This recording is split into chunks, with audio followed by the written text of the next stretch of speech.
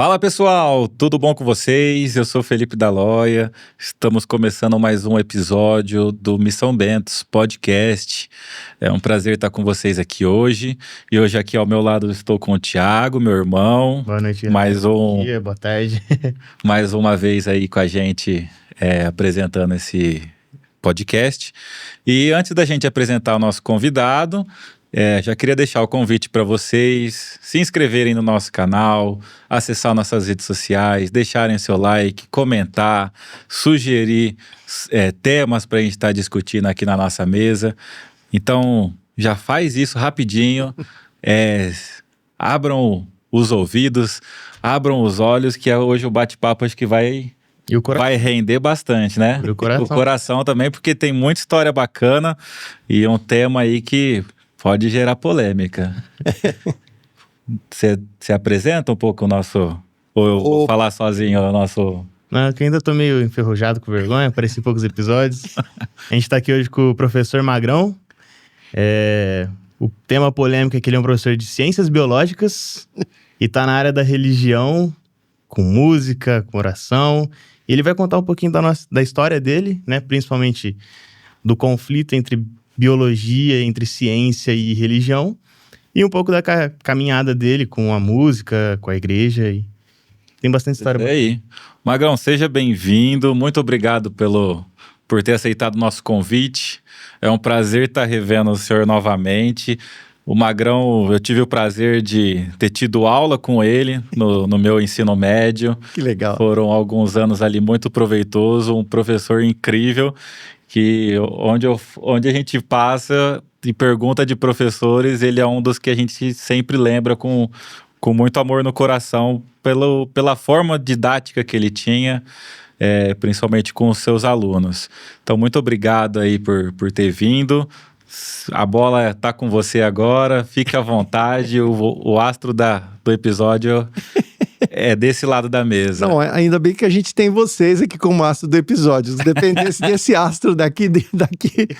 Não, vocês, assim, primeiro agradecer, estou lisonjeado com as suas palavras, as palavras de vocês, e também estou muito agradecido porque contar um pouquinho da história da gente deixa também uma marca em todo mundo. Eu estou seguro que, assim, eu já sou professor há mais de 40 anos. Então, em certo sentido, todos os meus alunos me marcaram. E vocês tentem imaginar, eu não posso mentir, né?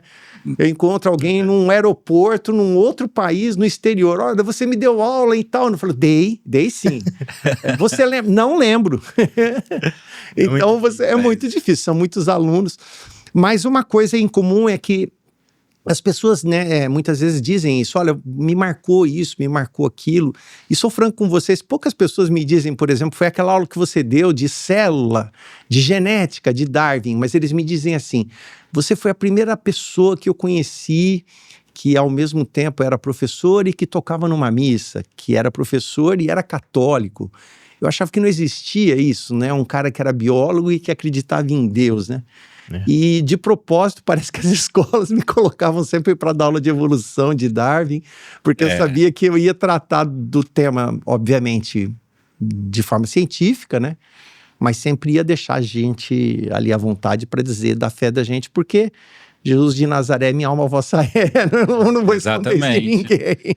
Eu vou falar pro pessoal que não, né? Na verdade, era Deus colocando para dar aula para provar sua fé. E eu sou franco com vocês. Esses são esses mistérios, né? Eles me colocavam lá, não, você vai falar de Darwin, vai falar de evolução, vai falar de criação, você vai falar de...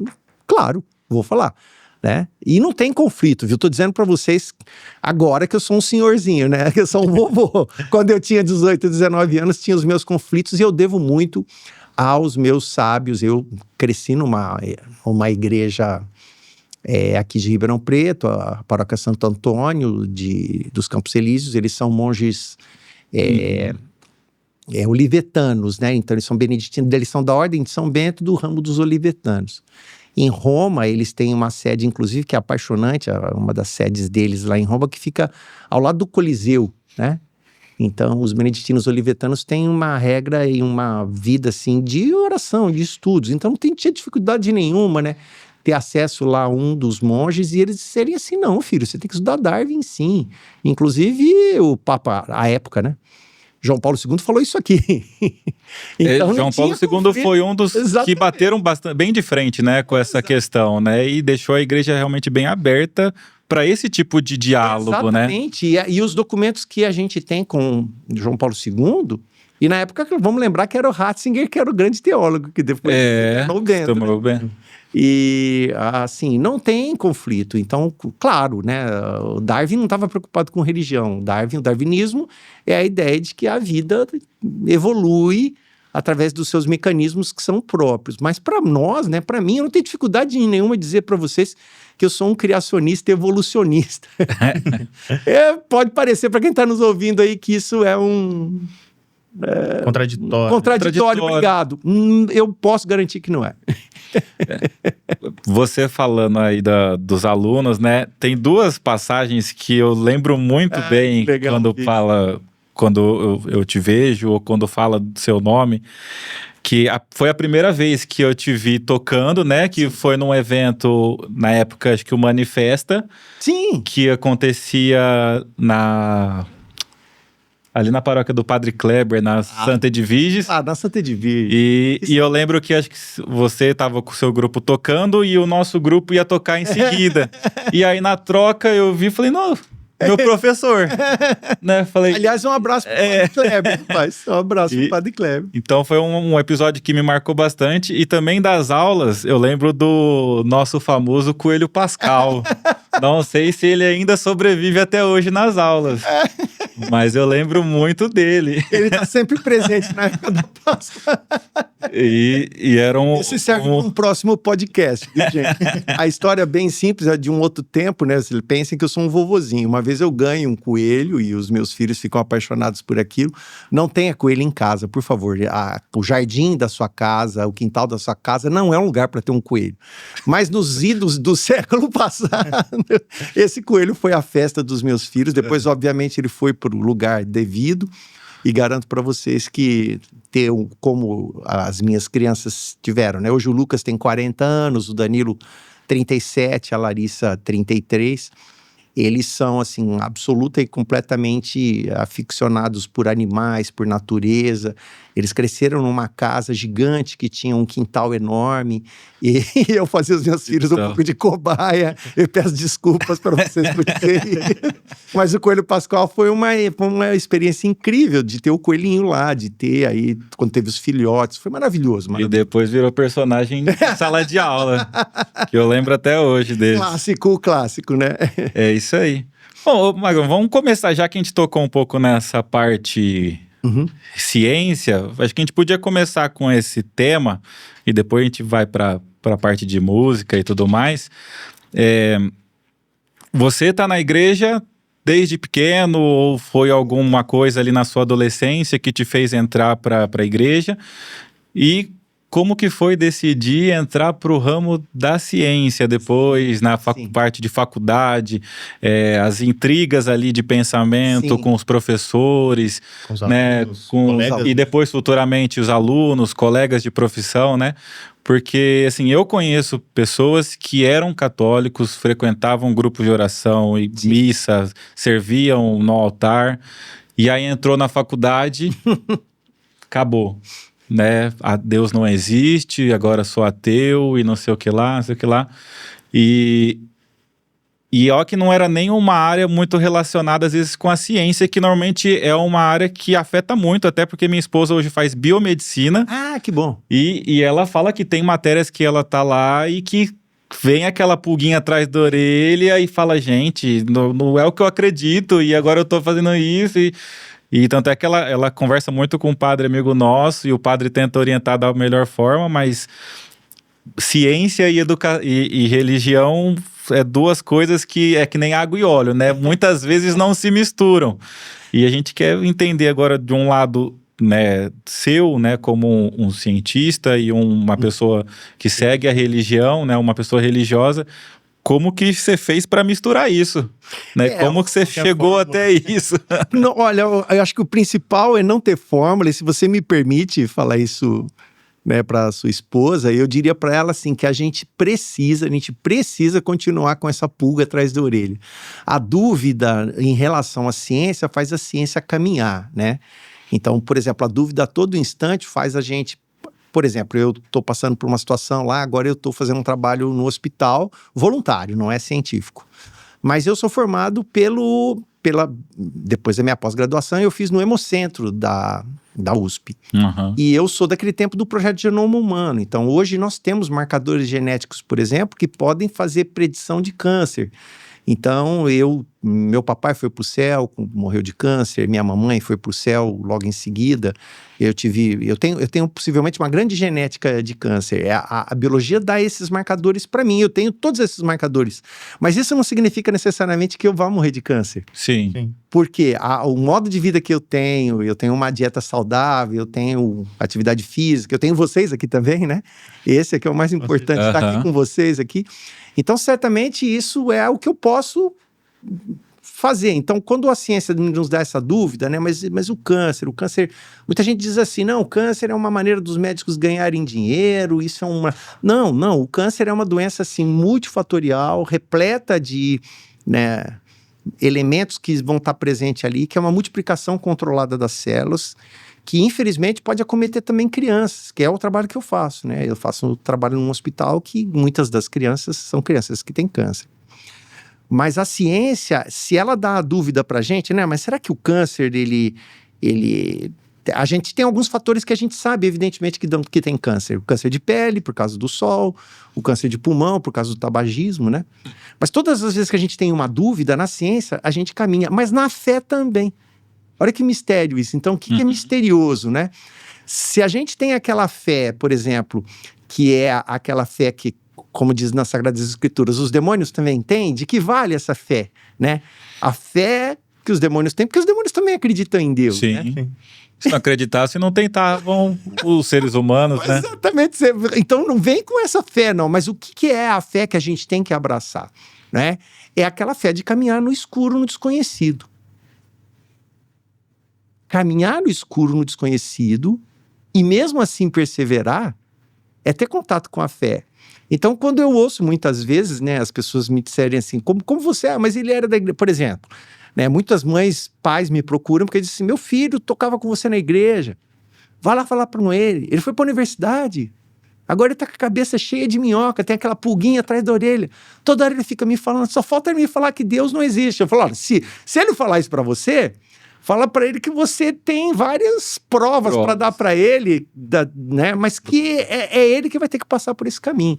E estou garantindo para você que tudo que você plantou, né, como pai, como mãe, porque eu sou pai e mãe, agora já sou vovô também. Eu sou vovô, a minha netinha tem 5 anos. Né? Então, eu posso garantir que está lá. Né? Ele pode até momentaneamente dizer isso ou dizer aquilo, mas eu te garanto que uma hora... A essência... Aquela essência vai prevalecer. Aquela essência vai brotar ali, sabe? Eu não sei se vocês tiveram essa experiência já de ver assim, uma fogueira, tipo essas fogueiras de São João, né? Quando você chega perto da fogueira, às vezes ela não tem mais aquela labareda. Só que é aquele fogo que aquece. Uhum. Ele ainda queima, né? Ele ainda queima. Então, você olha assim, aquela fogueira de São João ali não tá mais aquela coisa assim, né? Então, essa fé, que é aquela fé estrepitosa, aquela fé de fazer um terremoto, tudo bem, ela é válida também. Mas eu suspeito que essa fé geralmente é o fogo de palha. Qual é aquela fé? A gente vai chegando perto ali da fogueira ali, tem aquela brasa, mas aquela brasa é quente. Mais aquela brasa ali. E a nossa fé, em certo sentido, nós temos que cultivar isso. Como que eu cultivo isso? Não é só o procedimento. Então, o que é procedimental? Eu vou à missa, eu toco na missa. Hoje eu estou passando por uma experiência linda. Voltei a tocar agora porque sempre tive à frente né? Toquei, acho que depois de 50 anos fazendo a mesma coisa, estava na hora de mudar. Hoje eu sou lá, alguém que ajuda numa missa tal, lá no que está precisando realmente, né? Mas voltando pro tema para fechar, fé e ciência tem que andar junto, não é? Eu sou professor e a minha experiência como cientista lá na universidade, estudando DNA, estudando genética, prova assim que Deus é maravilhoso, Deus criou a vida com propriedades evolutivas, que todo esse conhecimento científico que a gente tem é bênção. E que ao mesmo tempo, né, quando a gente caminha nas coisas da igreja, se a gente tem conhecimento, por exemplo, a igreja tem uma infinidade assim, mas se você pensar em documentos da igreja que tem esse diálogo, e o Papa Bento especialmente, que era muito, acho que possivelmente foi um dos maiores teólogos que a gente teve, né? E ele tem coisas maravilhosas. Hoje eu estava emocionado, assim, vendo uma coisa que eu particularmente, assim, eu fiquei muito tocado, que é ver um local que une tudo isso, assim. Eu falei, meu Deus, só podia vir de uma cabeça de um cara que nem esse, que ele daqui a pouco vai ser canonizado, que não tá difícil fazer isso com o Papa Francisco. Hoje, tá agora, né? Agora já esse horário que nós estamos gravando aqui, possivelmente está sendo montado lá o primeiro encontro do Burgo Laudato Si. Então, o que é o Burgo Laudato Si? O Papa Francisco fez a encíclica Laudato Si, ela fala, louvado seja, né?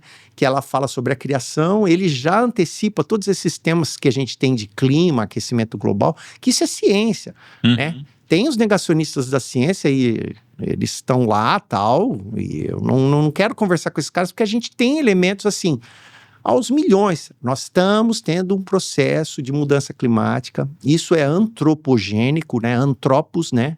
Ser humano. Sim. As evidências são assim, aos milhões, e mesmo que as pessoas questionem, não, isso é bobeira, isso é coisa... Não, e o Papa Francisco disse que isso é uma agressão contra o planeta Terra. E o Burgo, né, Laudato Si, é, na verdade, uma combinação de fazenda agroecológica no Castel Gandolfo, que é a residência de verão dos papas, que vai unir agricultura familiar, que vai unir educação ambiental, que vai, ao mesmo tempo, ser um espaço de encontros, de eventos para espaços como esses que nós temos, e que está começando agora no Vaticano. Se todo mundo entrar no Vaticano PT, né? Vaticano.pt, vocês podem ter outras informações em redes sociais e tal. Então, é uma forma de você unir todo o conhecimento que a gente tem, né? Ao mesmo tempo com a nossa vivência de fé. Então, a minha vida é um pouco prova disso, que elas não são coisas excludentes. Fé e ciência não são coisas excludentes. Mas é óbvio que eu já tive também 15 anos, já tive 16 anos, 17 anos. E sou franco com vocês, a primeira vez que eu li, né, sobre Darwin, né, o livro dele, A Origem das Espécies, segundo a Seleção Natural, Darwin nunca se preocupou em falar mal de Deus, nada disso. Mas aquilo ele estava contextualizando a criação na perspectiva da biologia. E não era na perspectiva da fé. Vamos lembrar, Darwin era um pastor anglicano, da igreja anglicana, formada, que cresceu para ser um deão, né? Para ser um padre, um responsável lá pela comunidade dele, que ele vivia lá na Inglaterra. E ele renunciou a tudo isso para ser o nosso grande farol da biologia. Uma coisa assim, pelo pouco que eu lembro e pelo básico, né, que eu me recordo... Eu não vou fazer prova para você. Alguns dos grandes cientistas não se preocupavam em falar da fé, né? De maneira nenhuma. Isso é que eu acho muito engraçado, porque, tipo assim... Os grandes nomes que hoje os cientistas idolatram, usam como referência, nunca brigaram de frente com a religião e com a fé de ninguém. Aí hoje, todo mundo quer brigar, né? Parece que quer dar uma espetada. Quer dar uma espetada, né? Um cara que nem Isaac Newton, né? Isaac Newton é assim, a física moderna... assim, tudo que você pensar, as leis de Newton, aquela coisa de vestibular, ele pôs em pé. E ele que pôs em pé. Já tinha, claro, gravidade, tinha movimento. Ele só pôs no papel, né? Pôs no papel. Só que os livros dele sobre religião, ele era assim, meu Deus, ele era um cara assim, altamente piedoso. E no final da vida dele, só se dedicou a esse componente religioso dele, né? Então, assim... As pessoas que tentam espetar a fé, essas coisas, eu respeito, eu não entro nesse tipo de polêmica, né? Certa vez eu fui convidado para uma polêmica dessa. Nós vamos chamar quem defende a religião, quem defende a ciência. Não me chame, eu não vou fazer isso. Não se trata de defesa, por quê? Porque não são duas coisas antagônicas, então não tem briga. Como que você vai entender como uma ajuda a outra, né? Porque assim, a forma como a pessoa me apresentou, ela falou assim, a gente vai apresentar o lado da ciência e o lado da religião. Não, as duas estão no mesmo lado. É. Só que você tá olhando para outro lugar. É. Eu tô olhando aqui para você que tá em casa e tô olhando para vocês aqui. Mas sou eu. Os olhares são os mesmos. São os mesmos. Tem até aquela série The Big Bang Theory. Putz, aquilo é maravilhoso. Eu adoro, né? E o ator que faz o Sheldon. Mas ele é muito bom, aquele ator. E tem um episódio, eu não lembro se é na série ou naquela série Pequeno Sheldon que fizeram depois, que a mãe dele é muito religiosa, né? E eles sempre têm essas discussões, mas ele tem um episódio que ele chega pra mãe dele e fala assim: é impossível não pensar que existe algo maior, porque tudo que existe na Terra é milimetricamente certeiro, né? É que ele fala, né? Se a gravidade fosse um pouquinho maior ou um pouquinho menor, nada poderia existir aqui dentro, né? Então, gente, não tem como a gente olhar... São 122 substâncias, né? Coisas que... Exato. Conjunto faz o universo ser do jeito que é. Não, pra vocês terem uma ideia, assim, um dado rápido pra assim... esse episódio eu não vi, já fiquei curioso. Eu quero ver se encontra. Você depois me passa. Por exemplo, é inacreditável. Se você pega, por exemplo, vocês já ouviram falar quando a gente vai fazer um exame, alguma coisa, eles pedem uma biópsia, né? Então vai lá, tira um pedaço de um tecido, por exemplo, para saber se um tecido tem câncer ou não. Uhum. Né? Então, recentemente eu fui numa dermatologista, minha amiga, um abraço para ela. Aí tirei lá, não é câncer, mas ela tem que analisar. Então, se você pegar qualquer biópsia, quer dizer, qualquer pedaço, né, de qualquer ser vivo que existe no mundo, a gente tem ali 97% de CHOMPs. O que é CHOMPs? Carbono, hidrogênio, oxigênio, nitrogênio, fósforo e enxofre. Uhum. E os 3% são os demais átomos. Isso é absolutamente rigoroso.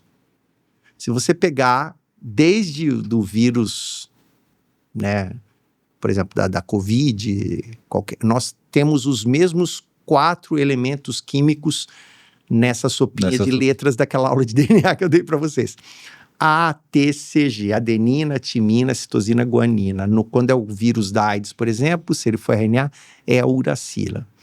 Se isso não for prova de que Deus estava ali na hora colocando a mão ali, né? Cara, pode parar. Tudo bem, os meus colegas que estão me ouvindo aqui, que estão achando, né, petulante da minha parte, vão me criticar, vão dizer que é obra do acaso. Eu não só respeito, como acho que você tem todo o direito de pensar.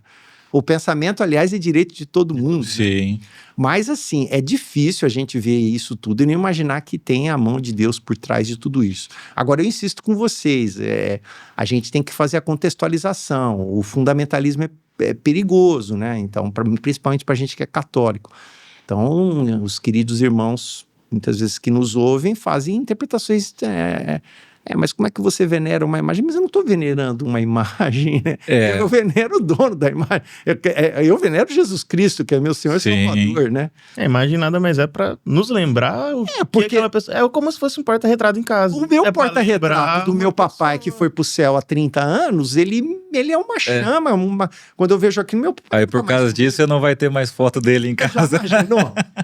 A memória do meu pai... Senão você vai estar idolatrando ele. É possível que eu sou por causa do meu pai, por causa da minha mãe, né? Meu pai e minha mãe...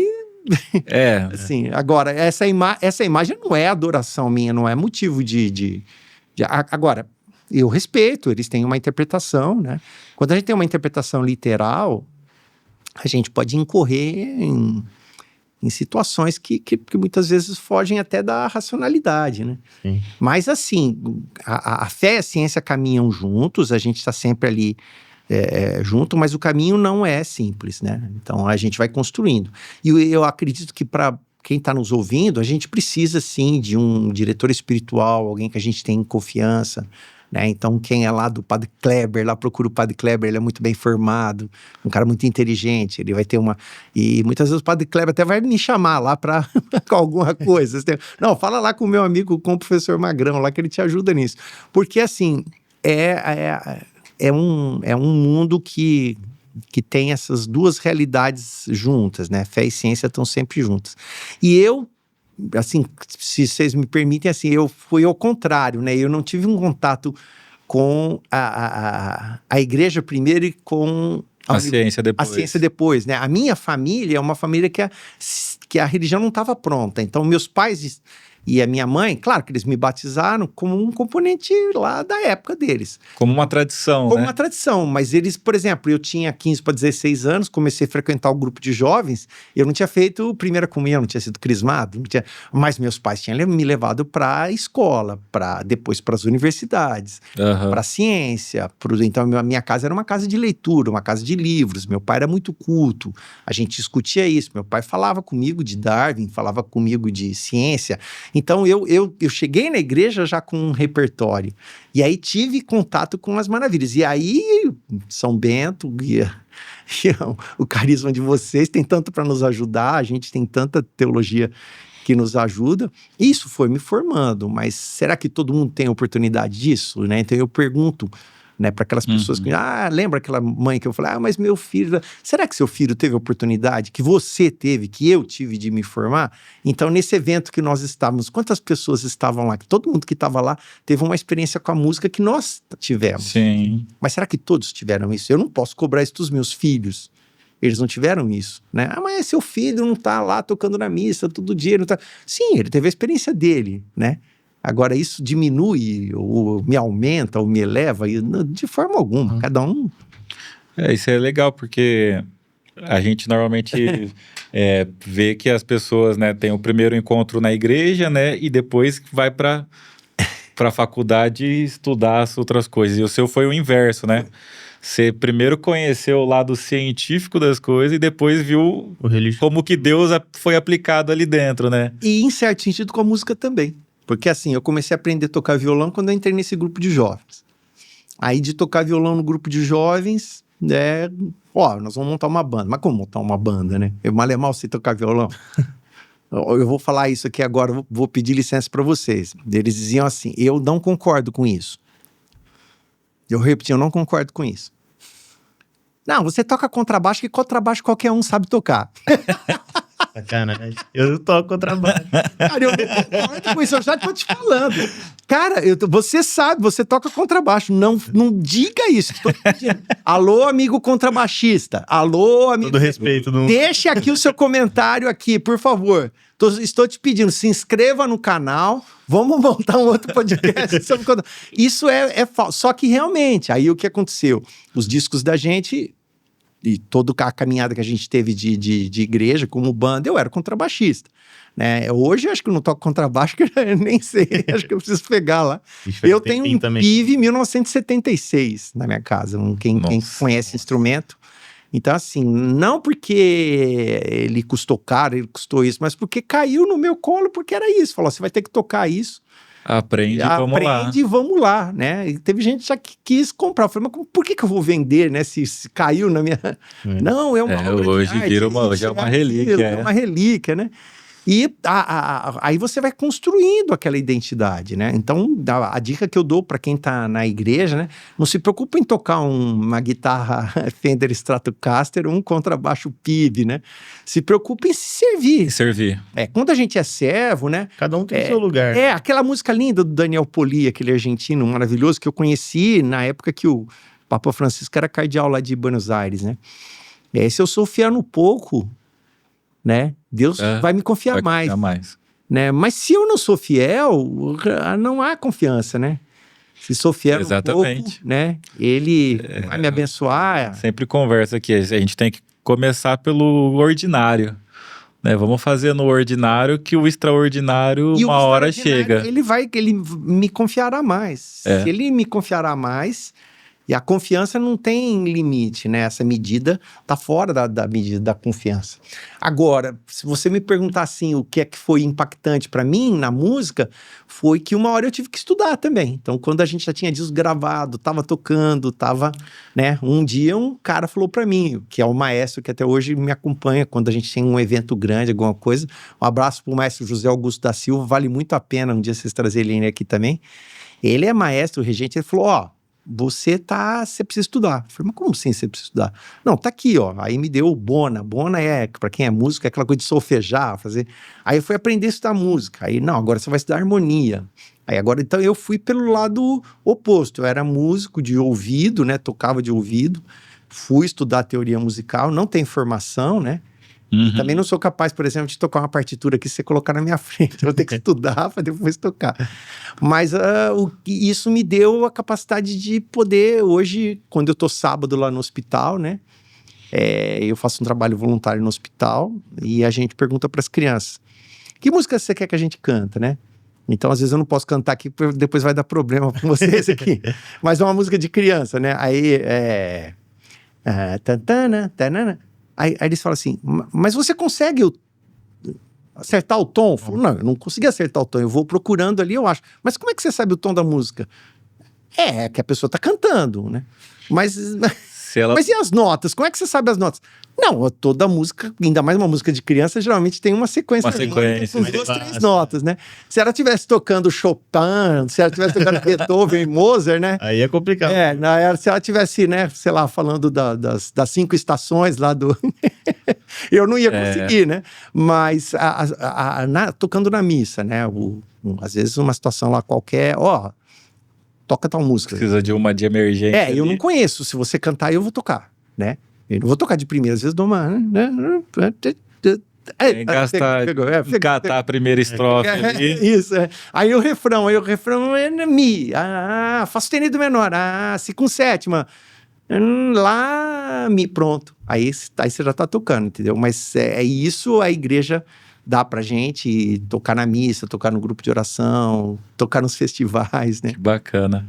Esse grupo era o... Nova Geração. Exato. Exato, E ele foi esse que começou ali com seus 15, 16 anos. Exatamente. E ficou até...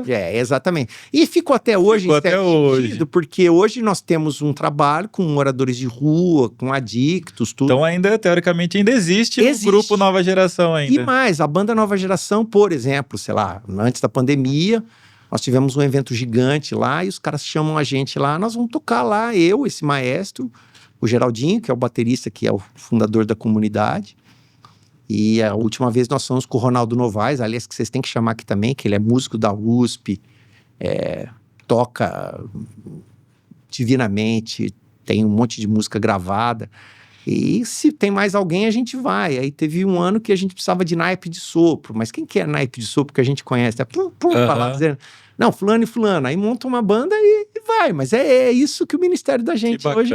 Gente que tocou com a gente. A gente passou por centenas de formações, né? E nós vamos passar por uma data bonita, uma data redonda agora. Daqui a pouco a gente vai fazer 40 anos desse primeiro grupo, dessa primeira formação. A gente está querendo até fazer uma reunião para nos reunirmos, porque assim, de um grupo de jovens que a gente tocava mais ou menos um violão, a gente gravou um disco, aí a gente começa a tocar, aí você vai ter na prática, aí a coisa vai indo. Aí a gente começou a tocar no Brasil, aí a gente foi para o exterior, na década de 90, nós viajamos para um monte de lugar e nós tocamos em um monte de eventos. E as portas abertas assim fez a gente conhecer músicos incríveis. Então, um dos músicos que eu conheci, que agora, tomara que eu encontre ele agora, que eu vou ter uma viagem aí, é um músico uruguaio, né, radicado na Espanha, que participou na década de 70 da mesma comunidade do Bono Vox do U2.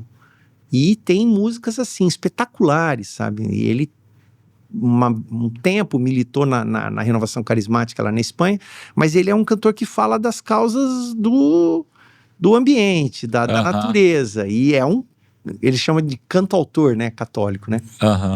E tem um outro músico que é a minha inspiração aqui, mais da gente aqui, que aí acho que esse eu tenho mais liberdade para falar, o Martim Valverde, que é Ninguém Te Ama Como Eu, né? Sim. E que frequentemente também a gente faz coisa junto, gravamos junto, fizemos tanta coisa legal juntos. Então essas pessoas assim marcaram a vida da gente e em certo sentido deram pra gente uma dimensão da música que a gente não esperava ter, né? Que a música chega em lugares lá. Então outro dia um cara tava em outro país lá e falou assim pra mim, olha, essa música aqui, você lembra que é uma música... Eu não coloquei na rede, alguém colocou, pegou um disco da gente e pôs lá. É uma vergonha dizer isso pra vocês, mas eu precisava fazer isso, né? Colocar essas músicas da... Eu já ia perguntar isso agora, falei... Pô, mas é uma vergonha. Esse disco que vocês gravaram era todo autoral de vocês. Tudo autoral.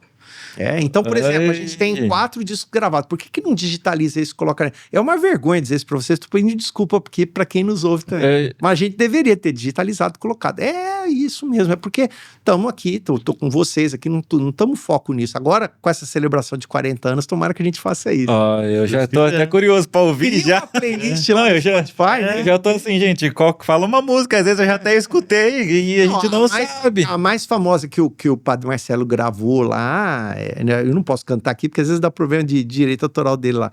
Mas era assim, uma música que na época tava todo mundo tocando, nos anos 90, tudo. E aquele tempo, como eu tava dizendo... Você lembra o nome dela? Minha cabeça rodava no peito, o coração, uma música dos anos 90. Eu vou procurar. Vocês não acham que eu já tinha nascido? Eu não. Não, eu acho que nascido não, mas na minha começo de infância, adolescência, eu falo que eu gosto muito de música, né?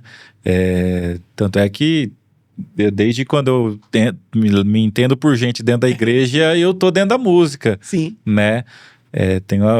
Tenho uma música gravada também já, tenho vontade de fazer outros projetos e eu falo que um dos principais pilares ali que me fizeram querer estar dentro da música católica foi o Padre Marcelo Rossi, né? Que eu acho que hoje é um dos grandes pilares da música católica, é ele, né? Não sei se, não posso colocar só ele ali, mas foi o que estourou Foi. nacionalmente, mundialmente, né, que teve o maior nome reproduzido e através das músicas deles, que eram músicas simples, leves, que chiclete, né, que a gente fala que precisa ser chiclete. E causava um impacto. E causava um impacto tanto emocional quanto espiritual na pessoa, né? Então eu falo que eu até brinco, né? O pessoal fala, se um dia você for gravar com algum famoso, com quem que você quer falar? O Padre Marcelo. Ele foi o cara que me fez querer estar na música católica. E se um dia eu tiver a honra de gravar com alguém que eu possa escolher, é ele. Mas ele, assim, muito... Agora, na próximo fim de semana, acredito, ele vai estar em Franca, aqui no Halel. Sim. E um dos últimos encontros que a gente teve no Halel pré-pandemia, né? Ele estava lá e é uma simpatia, assim.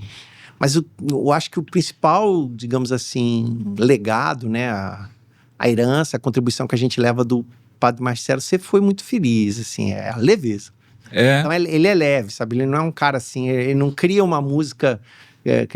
sofisticada, com uma coisa assim, essa leveza da música que você colocou chiclete, a gente canta muitas vezes, a gente canta até hoje. E tem música da época dele, dos anos 80, 90, que nem a gente estava conversando antes de entrar no ar, de Padre Marcelo, Padre Zezinho, o Padre Jonas, próprio Padre Léo, né, que veio um pouco mais pra frente, que às vezes causam muito mais impacto na gente do que às vezes uma música de uma comunidade, né, assim, não é desmerecendo, né, mas uma comunidade mais atual, né? E você fala isso, desculpa, eu até estava te interrompendo, porque assim, é um vulcão quando você fala do Padre Léo, porque o Padre Léo especificamente foi assim, eu vou tentar encontrar a palavra certa aqui, porque sabe quando eu tive contato com o Padre Léo, a experiência que eu tive foi uma descarga elétrica. Foi isso. Não sei se vocês já tomaram um choque muito forte. Não, mas a gente imagina, né? Como que deve ser. Eu tô no palco tocando em festivais, de sábado eu toco para 5, 10, né? Mas a gente já tocou para 100 mil, né? E já tomei muito choque. E um dos choques que eu tomei foi a primeira vez que eu vi o Padre Léo. Era assim. O Padre Léo era muito diferente mesmo. O Padre Jonas, aquele carisma dele, aquela explosão. O Padre Marcelo também é energia. O Padre Marcelo é grandão pra caramba, né? Hoje ele tá um monstro, né? Então ele fisicamente, assim, o Padre Léo era aquele cara assim, pequenininho. Humildezinho, assim, né? Ele era, né, sei lá, ele devia ter 1,60 m, assim, né? E na época que eu vi ele tava barrigudinho, gordinho, com clésima, assim, né? Mas ele pulando, dançando com um grupo de jovens ali e conheci no Halel de Franca. Aí nós trouxemos aqui na década de 90, aqui em Ribeirão Preto, nós levamos ele no Colégio Marista para fazer um evento. Quer dizer, abrimos lá para 1.000 pessoas, vieram 100 pessoas. Depois as pessoas se arrependeram. Falou, mas nós não ficamos sabendo. Falou, olha, a informação chegou, um tempo que não tinha rede social ainda. Depois nós fomos mais 2, 3 vezes nos programas dele, que ele fazia à noite, lá na Canção Nova. era chocante, assim, sabe? Ele tinha um senso de humor, uma palavra que rindo ele dava uma mensagem para você e ao mesmo tempo a música para ele era um pretexto para chegar em algum lugar.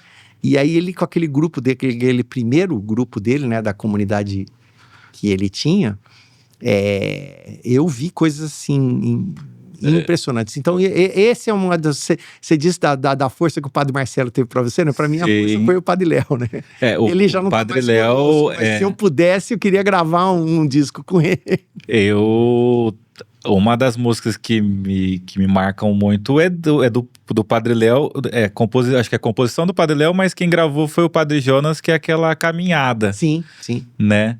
É uma das músicas que me fez virar minha chave na vida religiosa, né? Na minha caminhada.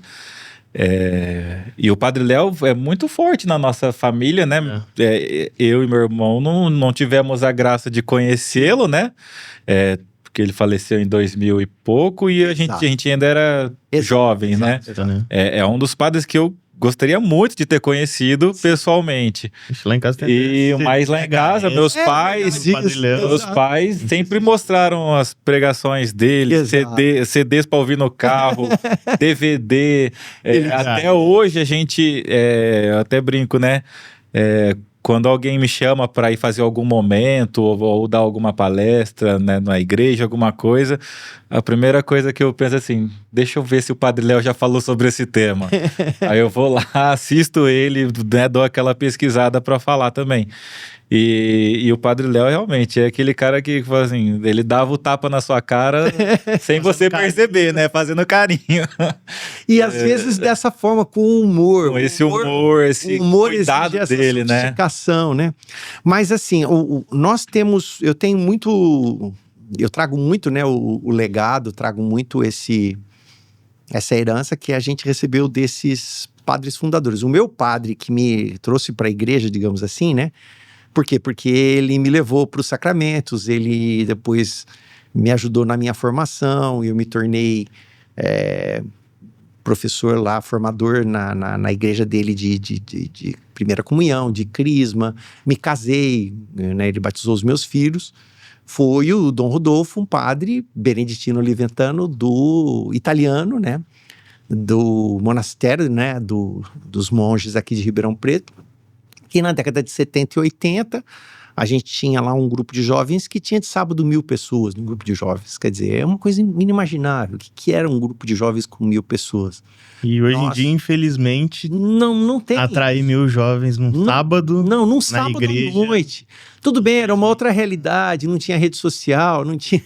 Ribeirão Preto era uma cidade, assim, muito diferente de hoje. Mas você vê o impacto. E o que tinha? Nós éramos jovens, eu tinha 15 anos, os outros meninos tinham 16, 17, 18, 19, 20 anos.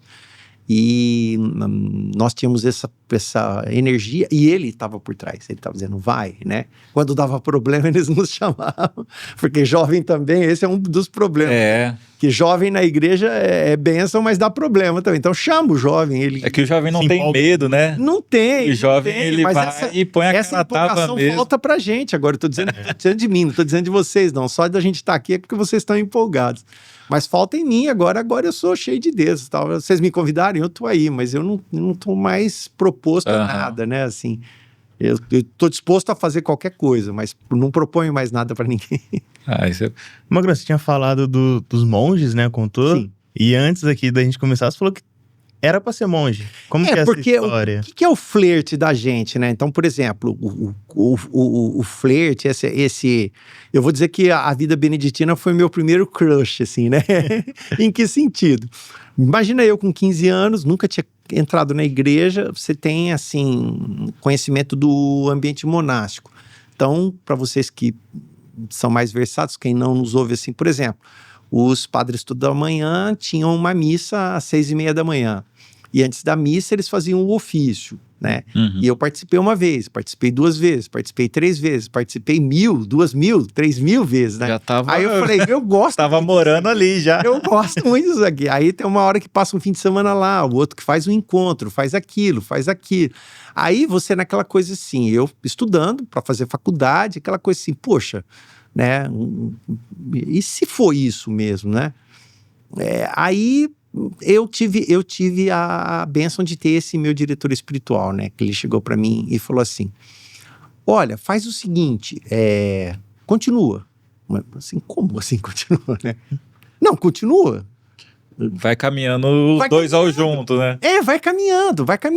A vida vai te Vai te dar a resposta. Vai te dar resposta e você só tem que ter abertura para isso, né? Uhum.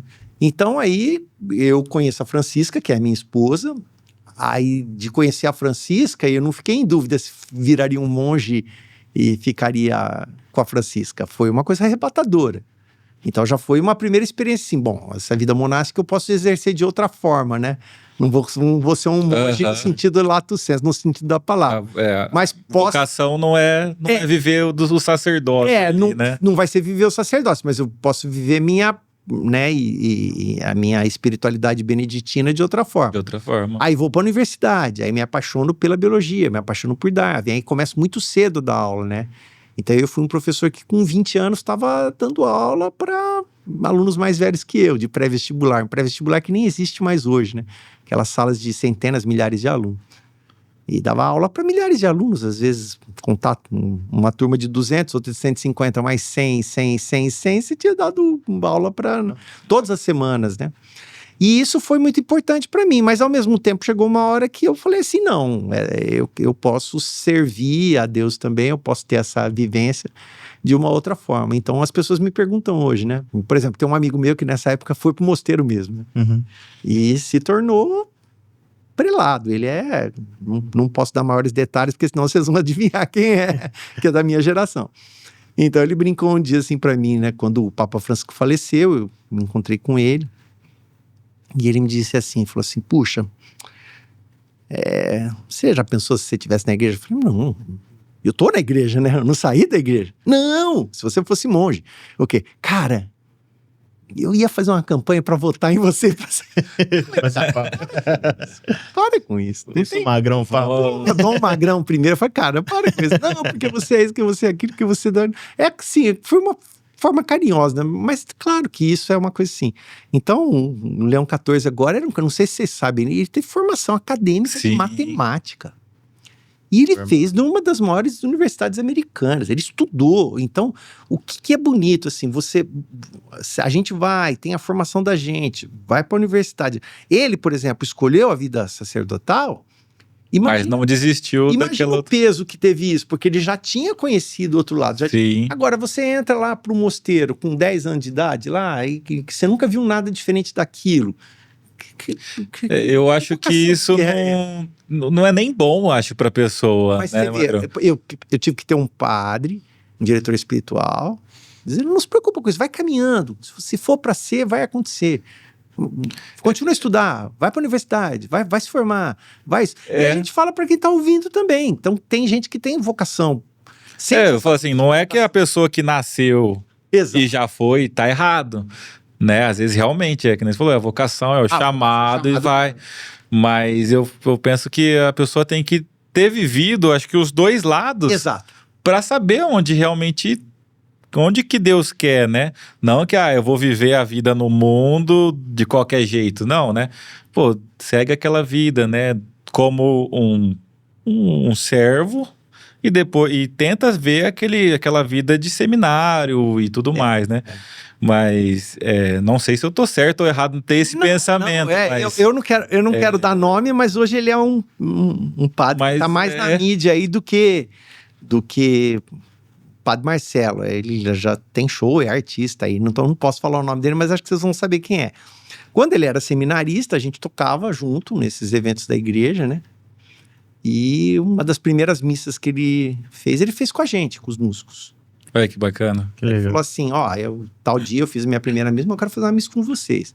Aí junta todo mundo num desses eventos, 200 pessoas, né? Mas padre, nós estamos de bermuda, nós estamos passando som. Eu falei, isso é problema de vocês. Mas padre, nem o senhor também tá de bermuda. Eu falei, também isso é problema meu. Aí ele já colocou, se parar. A partir do momento que eu ponho aquilo ali, já era. Agora já era, cara. Pôs a batina. Aí nós falamos assim, mas é claro, né? Agora ele é Jesus aqui pra gente. Aí pegou as hóstias lá, fez lá, pessoal pegou a Bíblia, dividiu, você faz a primeira leitura, você faz a coisa, não sei o quê. E as músicas? Falou, isso também não é problema meu. Vocês que são os músicos, Não sei o quê. Ato penitencial. tantos anos tocando em missa, você não vai saber agora. Vai cantar o Glória ou não vai? Aí, não pode, digamos, era Quaresma, digamos, não pode cantar o Glória, mas e também não pode cantar o Aleluia. Então, também não é problema meu, escolhe vocês. Então, foi assim. Mas assim, a hora que eu olhei e vi a missa, assim, uma missa de, sei lá... Às vezes é a missa mais bonita que a gente já viveu, né? É. Mas aí eu olhei assim e falei, esse cara nasceu pra isso. Esse cara assim, esse cara parece que quando tava lá na barriga da mãe dele, ele falou, esse cara vai ser que padre espetacular. Que cara cheio de Deus. Sou fã dele.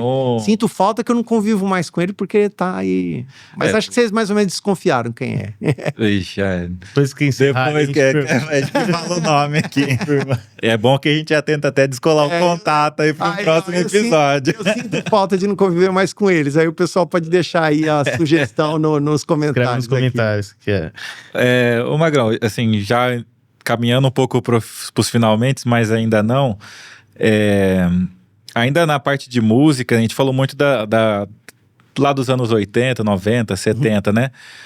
Hoje, a música católica tá num mundo totalmente diferente, né? Exato. Hoje temos aí Frei Gilson estourando, Colo de Deus, Missionário Shalom. Nossa. Então, Jovem Sarados. Tem o Jovem Sarados, que é a missão que a gente frequentava. Que também legal. Já hoje, graças a Deus, estão muito bem aí, muito estabilizados. A própria Canção Nova, que sempre foi referência, berço de músicos, né? Tem grandes músicos lá, Amor e Vida, Dunga e tantos outros que nasceram ali dentro, né? Saudade do Dunga, um abraço pra ele. Rapaz, o Magrão conhece todo mundo. Eu vou pedir eu vou pegar o contato. O Magrão. O Frei Gilson eu não tive a oportunidade, porque ele tem a idade dos meus filhos, né? Porque ele é uma lindeza. Mas imagina, eu cresci com o Eugênio Jorge, com Nelson Corrêa, com o Dunga, com o Ricardo Sá, esse pessoal, nós tínhamos toda a mesma idade, então era assim, mas é uma outra realidade. É outra realidade. Agora, essa música católica hoje é uma explosão. Isso que eu ia perguntar. Há muito tempo também. As pessoas falam assim, não, mas é que no seu tempo, no tempo do passado... Cara, muito legal, mas hoje a igreja tá assim, explodindo, cara. Isso que eu ia perguntar, o que você acha dessa... diferença, né, de estilos até, e até é uma coisa que o Thiago comentou aqui agora, e que a gente comentou, acho que até antes de entrar no ar, a nossa música ficou muito parecida com a música gospel, evangélica, né, que foi até o que você comentou, que nos anos ali 90, 2000, que foi quando a música gospel estourou, né? Que foi quando atraiu os jovens através até da música, pela grande capacidade de investimento deles e qualidade, né? Não desmerecendo a qualidade deles, até grandes músicos, né? Estão lá. E hoje, nesses últimos aí 15, 20 anos, a gente caminhou por querendo ou não, por uma coisa muito semelhante, né? Sim. Se for comparar, né, esses 10 anos de agora com os anos 70 ali de Padre Zezinho, Padre Marcelo ali, que é totalmente diferente. Sim. Né? O que e você viveu esses dois polos, né? Tá vivendo esses dois polos. Eu vivi esses dois polos e é algo, assim, semelhante, assim, o que a minha geração viveu, né? Que para vocês terem uma ideia, eu sou um vovozinho e metade da minha vida eu passei sem celular, né? É duro a gente imaginar hoje que a gente pode viver sem celular, mas era muito legal aquela vida sem celular, sabe?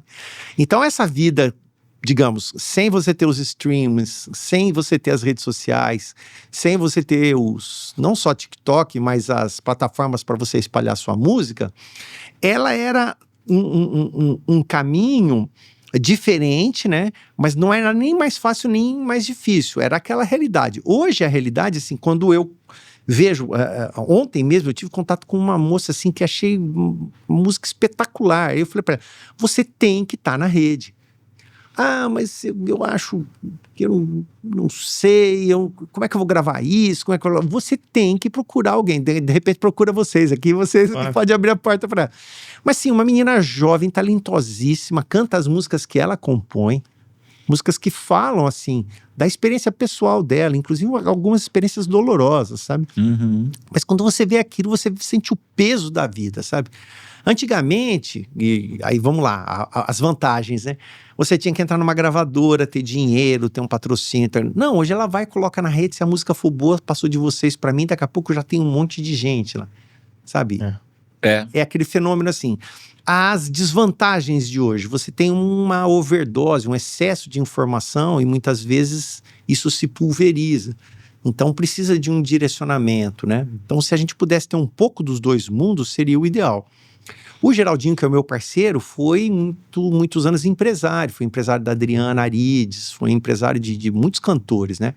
Ele agenciou o Padre Fábio de Mello, Eugênio, então ele fazia a agenda desses caras no começo, quando eles eram... Sim. O Padre Fábio de Mello, por exemplo, era seminarista.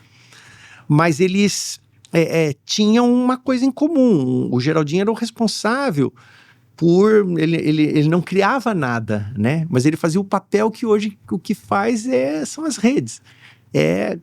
Disseminar. Se você tem um produto de qualidade, se você tem um cantor que canta com a força da vida, você tem um cara talentoso, né?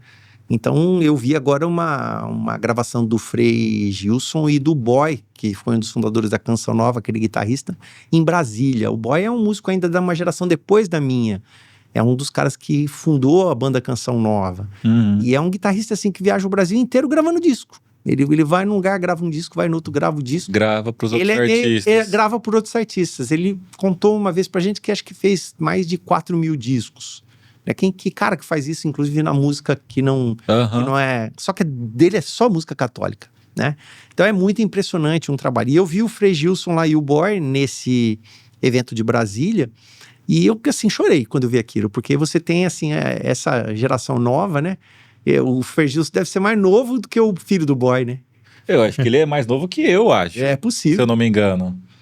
Eu tenho 30, ele deve ter lá pros 26, 27, eu acho. Eu não tô seguro. Eu também não sei certinho, mas eu acho que mas se não tiver, ele entendeu? tá na mesma patamar que eu. E o Boy perto dos 70 anos ali, e 50 anos que ele tá na igreja, quer dizer, eu vi aquilo assim, sabe? Eu vi esses dois mundos. Então, dizer que a gente tem esperança, que tem jeito de unir os dois mundos. Dá pra juntar, né? Pra quem tá começando agora, né?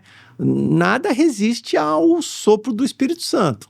Quando Deus sopra, assim. Agora, se a gente não tem abertura para ele soprar, ele não vai encontrar a base, né? O Padre Marcelo fez até um projeto bacana, não sei se foi nesse começo de ano ou no final do ano passado, que ele pegou músicas clássicas dele, né? Oh, que legal. E gravou com artistas atuais. Que legal. Até de outros ritmos, né? Ele gravou com sertanejo, com o do axé. Mas ele tem isso, né? E eu achei isso muito bacana, porque ele resgatou músicas que marcaram aquela geração pra marcar a nova geração num outro estilo, né? Num estilo que tá bombando hoje, né? Ele tem esse dom pra isso. E ele, assim, é o cara certo pra fazer isso. Que bom ouvir isso. Eu realmente não conheço, já fiquei curioso. Tem legal. Acho que tem foi umas 5 ou 6 músicas, tá no canal dele.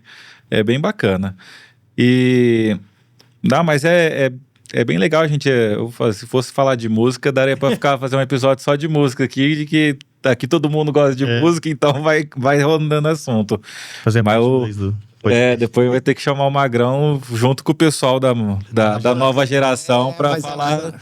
Aí tem história para contar. Nós até pensamos em criar, né, para esse evento redondo de 40 anos, uma combinação de livro com evento, com podcast, com fotos, com imagens, essas coisas. Mas o que acontece? Eu ainda sou mais versado em tecnologia, assim, porque eu tô na sala de aula, trabalhando, né?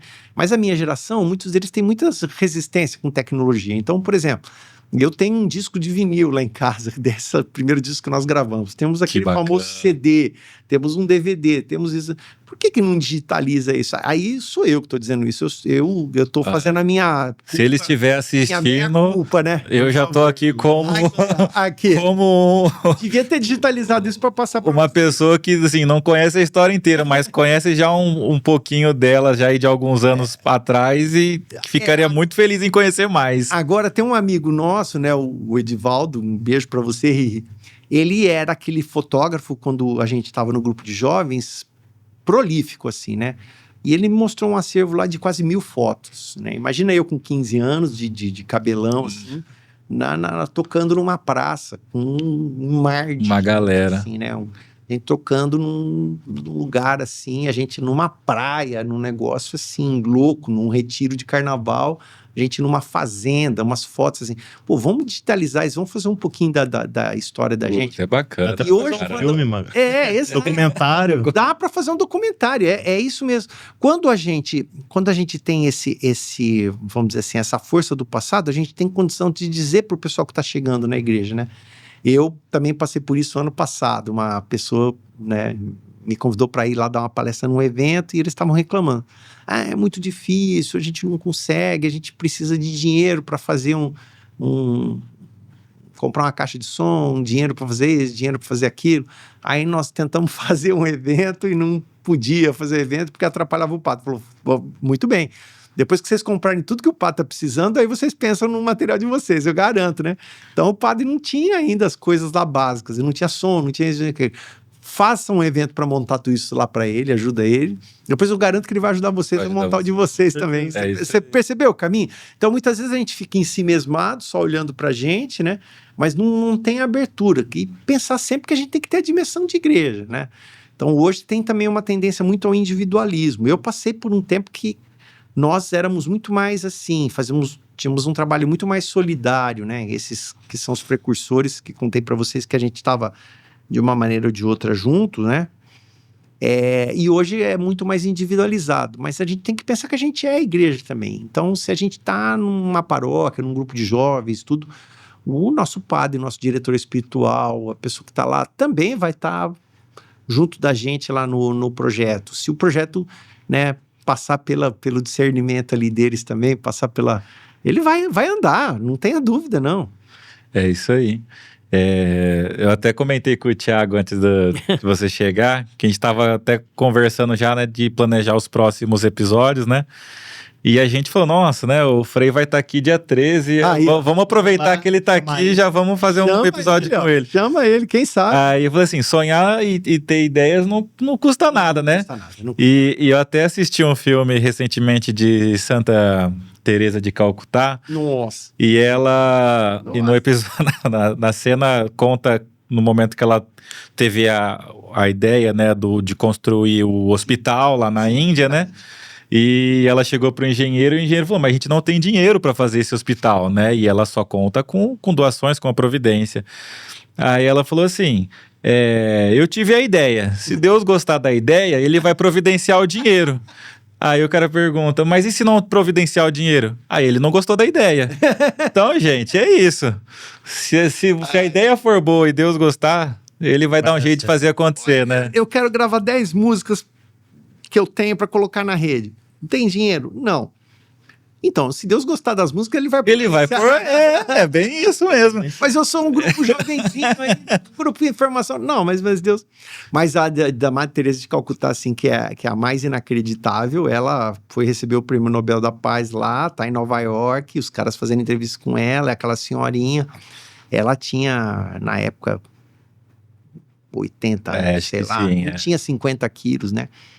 E aí ela contando lá, né, contando o trabalho dela, assim. Aí o repórter pergunta para ela, mas como assim? Mas a senhora cuidou de uma pessoa que tem lepra? Sim, cuidei. Mas a senhora beijou? Beijei porque São Francisco. Aí contou a história, né? Francisco também, assim. Sim. Ele, para mim, era Jesus. Eu falei assim, mas eu não faria isso nem por $1 milhão, o repórter falou. Nem eu. E eu também não. Eu não faço isso. Eu não faço pirâmide, é isso aí. E eu faço isso porque essa é a minha vocação. É a vocação dela. A minha vocação é acolher as pessoas Cuidar. Exatamente. Cuidar, e muitas vezes um dos lemas dela é que ela cuidava das pessoas para as pessoas morrerem lá, né? Nós temos uma... Tinha uma morte honrada, nós né? temos uma santa dessa aqui, que foi a Madre Teresa de Calcutá brasileira, que é a Santa dos pobres. E eu conheci em Salvador o trabalho dela. É uma coisa assim, inacreditável. A história é praticamente a mesma das duas. Não dá para acreditar, porque assim, era um galinheiro, que daí desse galinheiro se transformou num lugar para Pocama. Aí do lugar para Pocama se transformou nisso. É um dos hospitais mais importantes e de referência lá, sabe? É verdade. E tem assim, as coisas de Deus são as mais misteriosas das misteriosas. É o que a gente falou no começo da conversa, né? Não, E, gente, Deus põe uma pulga atrás da orelha em tudo, na ciência e nos milagres, né? não, é inacreditável. Já indo pro final, que a gente já tá com o tempo até um pouco estourado já, você faz um trabalho no hospital, né? Com o pessoal eu esqueci o nome do grupo. Chama Grupo Ânima. HC Ânima. Entra lá no Instagram da gente, por favor, pessoal. Ânima HC. De música, né? Para levar um pouco de alegria, principalmente para as crianças, né? E eu imagino que vocês testemunham muitos milagres lá também. Inacreditável, hein? Né? E tem sempre uma coisa que eu aprendi com o Drauzio Varela, não sei se vocês acompanham, o Drauzio é um médico, né? Que ele é oncologista, ele trata câncer. E ele também foi professor, como eu, assim. Eu peguei uma fase depois da dele, ele foi professor. E quando ele saiu da sala de aula, eu estava entrando, né? E ele faz um trabalho nas penitenciárias, mais de 40 anos, como eu, né? Eu fazia com morador de rua, agora continuo a fazer com as crianças e com a nova geração. A nova geração não parou. E as pessoas diziam para ele, mas por que você faz isso? Uma coisa tão bonita, né? De onde que vem isso? Falou, não, eu faço isso pelo motivo mais simples do mundo, é que eu gosto muito disso, então tem um componente egoísta, ele dizia, né? E toda vez que a gente conta desse trabalho, eu lembro disso e citei o Drauzio, assim, não é literal que ele falou isso, mas é que ele primeiro estava indo lá fazer o trabalho porque aquilo era uma coisa importante para ele, né? Sim. Então, eu particularmente tenho assim, eu trabalho com escolas de elite, tenho alunos que têm todo tipo de benefício, tem todo tipo de bem-estar e saúde, dinheiro, comida, né? Se eu não trabalhasse com os moradores de rua, se eu não fosse tocar lá para as crianças no hospital, acho que eu ficava meio fora da realidade. Então eu preciso dessa... Eu tô dizendo que é uma coisa minha. A gente faz para nós, né? A gente faz para Deus, né? Agora, claro que quando você dá um passo, né? Você permite, né? Você dá um passo e permite que Deus age em você. Eu não tenho dúvida que quando a gente canta uma música lá, a gente são anjos que a gente está levando lá. Faz uma diferença enorme. Imagina entrar numa UTI de um hospital com uma criança que tem lá, sei lá, meio quilo, e você entra cantando. E às vezes é aquilo que ela precisava. Não, o impacto que a gente tem, assim, tem mãe, assim, que olha pra dar início a uma recuperação. E depois fala pra gente, falou, depois que vocês entraram lá, a criança começou a melhorar, eu saí do hospital. Claro que não foi a entrada da gente no hospital.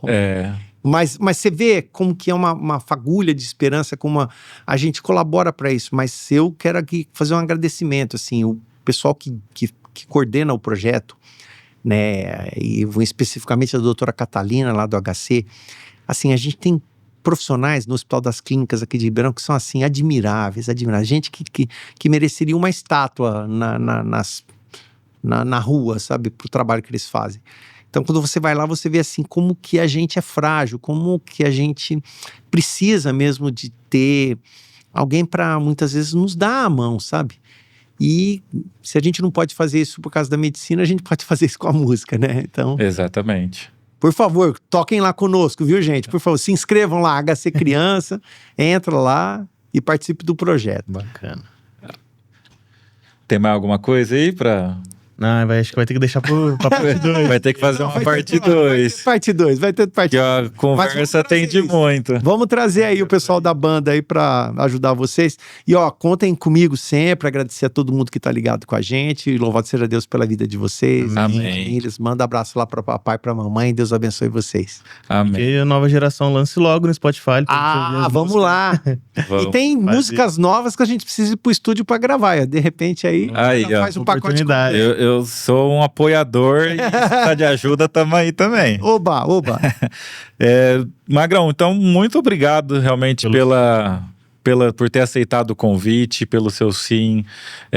Obrigado por tudo que você já também ofereceu para a nossa igreja, né, através dos seus projetos, da sua vida. Foi um bate-papo incrível. Eu acho que se a gente pudesse, ficaria aqui mais horas falando, indo e voltando dos assuntos, porque cada coisa que a gente ia tocando, já vinha outros aqui para perguntar e tinha que ir segurando. Será um prazer ter você novamente aqui numa próxima oportunidade, com o pessoal do Nova Geração também.